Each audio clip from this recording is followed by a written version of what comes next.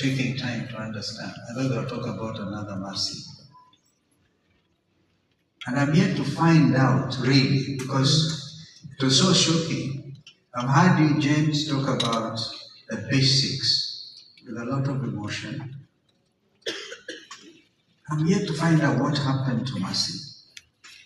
Maybe you will explain to me. Did Mercy have a condition? What was it? Could it not be helped? Gone too soon? Very vibrant, free soul. I think one of our friends eulogized her in a manner that I don't think anybody else can.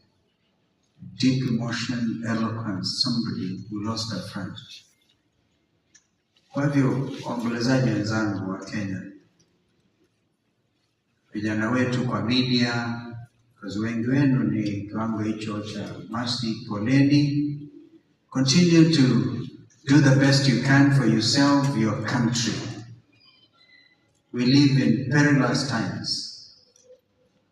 Some of you were taken down by police bullets just the other day. And what can we say? The media were not spared. So your colleague from Media Max in Nakuru got a bullet in her thigh, and you demonstrated. I think Kenyans now know the right to demonstrate, to picket under Article 37 of our Constitution is a basic right and not negotiable. But if people work well, if governments can work well, do justice to their people, then people will not demonstrate. But I hear you, James. I'd like to spend some time with you and to really understand the reason you made such an impassioned plea for basic health care. We still take a lot of people to India. India is what they call a medical tourism destination. There are only 3 PET scans which are able to detect early stages of cancer. One at Kenyatta University Teaching and Referral Hospital, which President Uhuru launched. I was there with him when he did. And the other one is at Aga Khan Hospital. And now I'm told there's a third one at Nairobi West. We need to be able to do the best we can to save young lives. Because you said it clearly, James, that many people have, although God's timing, we all accept, but it's very painful because some of these things are avoidable, truly avoidable. So I still want to know what happened to Mercy. Strong, vibrant, a celebrity. And thank you, our colleagues, for singing, our the gospel team, and we can understand you. Now,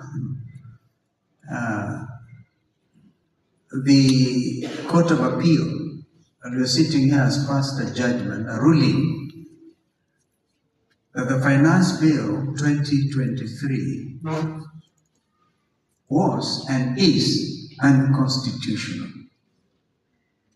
These young men were shot down because of saying, do away with the housing levy, do away because it's a housing tax. Now we have it. It is illegal. So whatever this administration has collected by way of housing levy between 2023 and now was illegal. Now that is the country we are living in. Of course, 2024, thanks to the Gen Z's, Finance Bill was withdrawn. But even the thing that they're relying on to overtax Kenyans, the 2023 bill, is now unjudged and constitutional. Kenyans, we are in a mess. we're in a mess. And yeah, that's it. I think people need to go back to the factory setting. What went wrong? And I'm yet I'm sure as can be, that God is on the throne. And He is God. But when you get wrong leadership, you suffer. Are we not reminded by some famous American ambassador called John Castle that choices have consequences? Some of the consequences are very difficult to fathom. But we allow us at AIC, African Inland Church here. When I come to this place, I always remember Musyoka, because I know the efforts he made to make this place what it is today. A true believer of a president that time, we didn't have a lot of those things. We had other difficult things, as Charity Ngilu would say. She was demonstrating those days. But compared to what we have seen in Charity, this is unacceptable. Do we still have a country? Yes, of course. We have our borders defined, a sovereign republic called Kenya. We're all proud citizens, but something is grossly wrong. I've seen some social media, but I hope there are media people here can tell the correct story. Some of us are so clear in our minds that there's nothing called government of national unity. All that Kenya Kwanza did was to poach 4 members, or is it 6 now, from ODM, and taken together ODM members, because this is also very important. I knew Mercy's passion for these things. Does not amount to government of national unity. So, the Honorable Raila Odinga has been our leader of Azimio la Umoja One Kenya coalition. He sought to come and explain to his colleagues what happened. So that picture you see in the social media is just that, nothing more. And we're able to explain to Raila that we cannot, some of us, cannot imagine joining what they're calling the government of national unity, because one, it is not, and secondly, we have purposely chosen to design, purposely chosen to be with the Kenyan people. And our yes is yes, our no is no. We say, as Azimio, we are not boarding, we are not joining. So those guys who joined there have done it on their own, and I think ODM have taken the time to explain. They will have a lot of explaining to do for sure. But the rest of us are very clear that we are not joining that administration. And so I thought I could take this opportunity because it's a matter that is troubling a lot of people. There are some saying, oh, Kalonzo cannot stand without Raila. Please spare us. We have stood before. We have been misunderstood before. We have absolutely no intention of joining William Ruto's government. But we wish them well. Because again, we are commanded unto in Romans that we pray for those in authority, even if they're in authority illegally. Like one time, Dada of Uganda, he was in authority of some kind. But we must collect ourselves and think straight and act straight. I have said that what the young Kenyan leaders have done, style Gen Z, is amazing. It's actually shaken the whole world. Because young people armed with a bottle of water, a telephone, and a Kenyan bandera national flag, the symbol of our unity.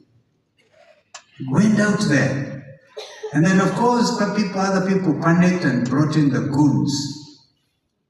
I also experienced some men in black. I had a men in black experience, which still I cannot quite understand. Yeah, so these things we must understand are important. The change that the Gen Z have brought is irreversible in terms of governance. They don't even want to be government of national unity. They just want you people in authority to follow the Constitution so that we can all live peaceably with each other. I thought I could say those words, and I was going to address the media outside, but I wanted people to know that our brother Raila came to explain those things, and we agreed that Azimio will stay as Azimio. Opposition is important now, more than ever before, and a very strong opposition. And as he goes to the African Union, we are holding forth unapologetically for the good of this nation. And so that dear ones like Mercy will rest in God's presence, knowing what they have left behind is something solid, something of a nation. So James, take courage. Wazee kutoka kule Kitui West, poleni. Huyu mtoto alikuwa ajabu. And you know, people say nituna mwendete lakini ngai mwenda mono. Those things are all said to comfort each other. The reality is what James said, losing his lovely wife. But of course we must pray for her, and she knows she's gone to heaven, and she, good person. So all of you media houses, please reach those levels of excellence that your colleague was able to reach. You can even avoid mediocrity and come out a real celebrity like Mercymawia'S. May God rest our soul in peace.